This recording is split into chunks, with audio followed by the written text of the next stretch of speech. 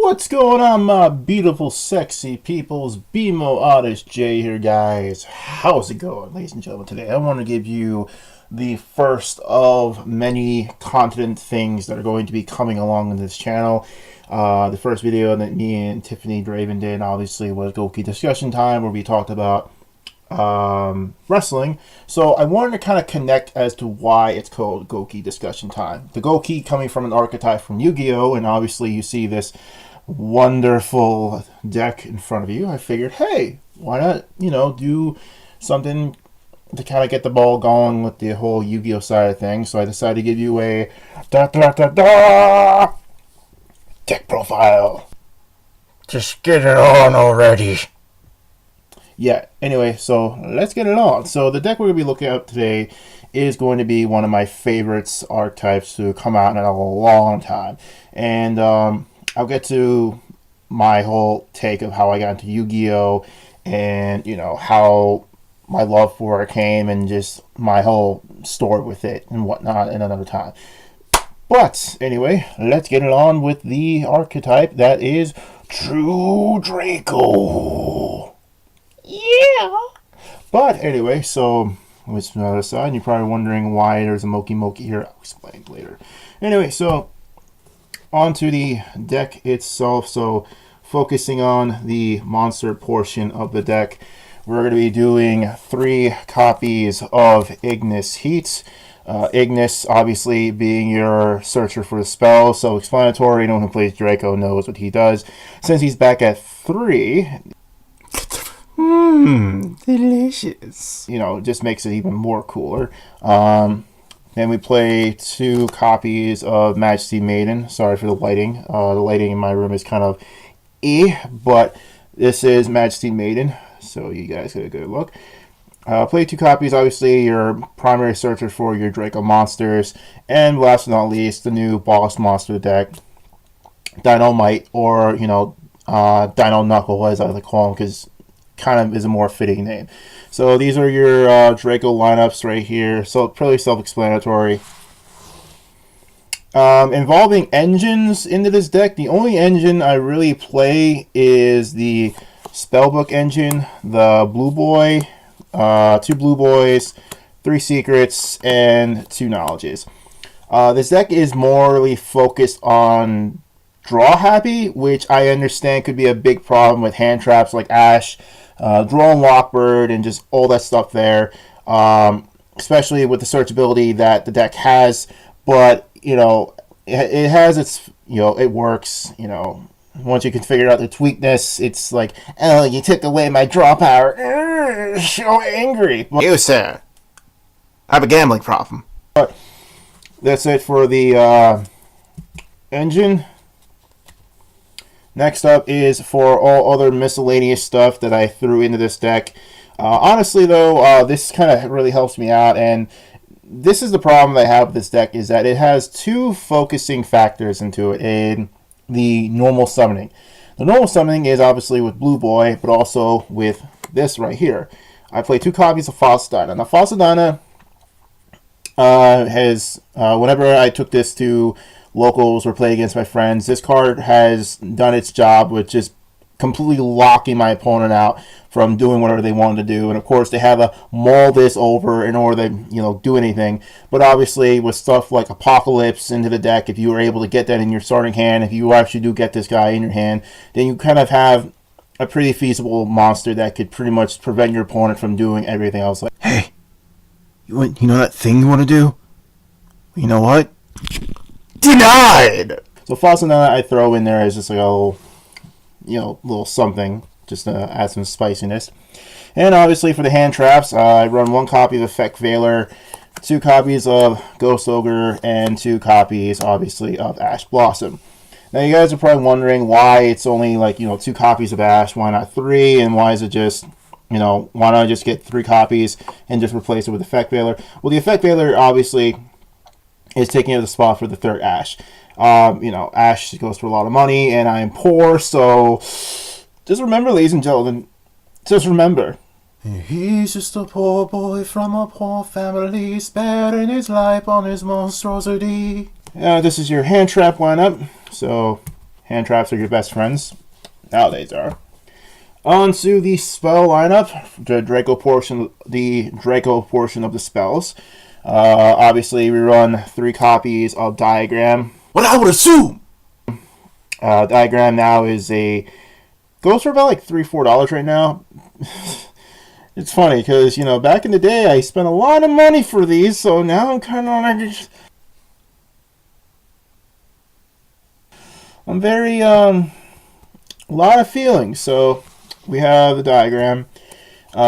Play 3 copies of Heritage. Heritage having the draw effect, so yeah, you pop, pop, pop, pop, pop, pop.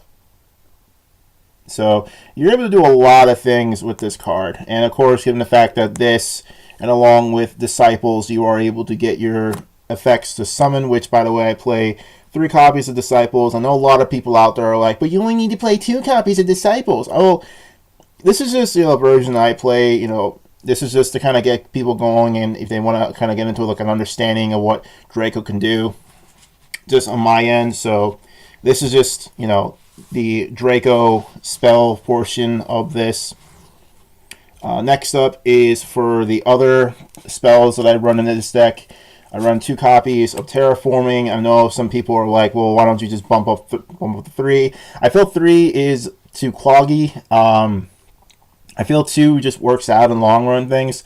So 2 just works out. Play 2 copies of Cosmic Cyclone. This obviously helps out a lot with getting rid of some back row. If you're not able to get a hold of your Draco cards like Disciples or Heritage, you obviously at least have a little back row right here to get rid of your opponent's stuff. Not just that though, since it's a quick effect, obviously we all know what Cosmic Cyclone can do. You set it, if your opponent doesn't pop it, if your opponent activates a field spell or a continuous or whatever, obviously you can give a good old Cyclone goodness. And then I run 2 copies of Polyduality. Good thing is, this deck does not focus on special summoning, so obviously normal summoning is this card's best friend.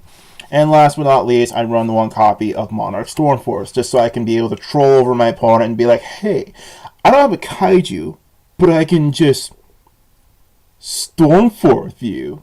That was awful. What is wrong with me? Anyway, so that is it for the spell portions. And last but not least, for the trap lineup, I run 2 copies of Apocalypse.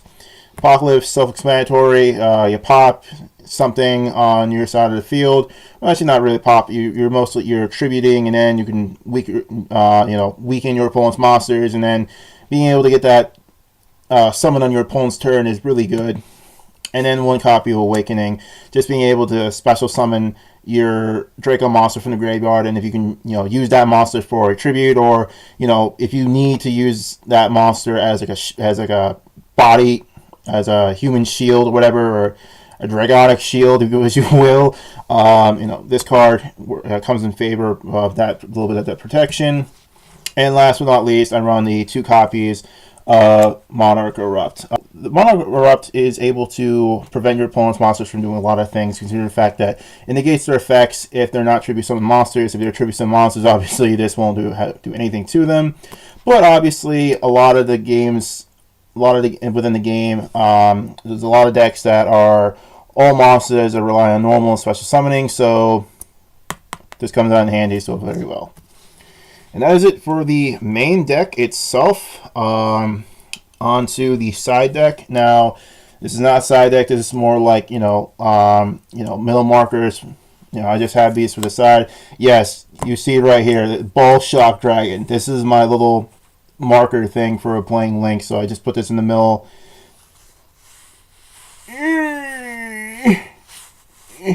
I tap him. No, that's awful. But yeah, so Moki, and that's just I use it's like little centerpieces. And then involving side deck wise, I run 3 copies of Zaphion. Zaphion is really good for getting rid of the back row removal, and especially if you have this in your hand, if you have no monsters at all, you can obviously normal summon her with ease, with the greatest of ease. Run 1 copy of Chaos Hunter. The only reason why I run copy of her is for the Trickstar matchups. She works out really well against Trickstars. Next up is I run 2 copies of Magic Deflector. Magic Deflector really comes in handy again for even the Trickstar lineup matchup against various other things that my opponent is doing.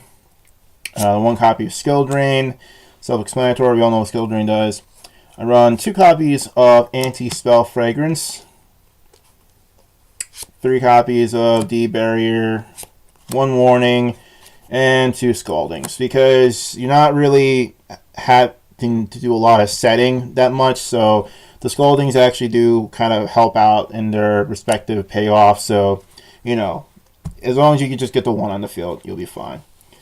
So, my sexy, beautiful peoples, I hope you enjoyed this little bit of this deck profile that I did for you guys. Something that I just wanted to just do to kind of get the whole Yu-Gi-Oh ball game going. So, hope you guys enjoyed, and remember, if you like this video, comment, like it. If you like more of what this channel is bringing, definitely always subscribe, hit the notification bell, and as always, I am bmo-oddish, and remember, as always, as I will always say, have a nice day.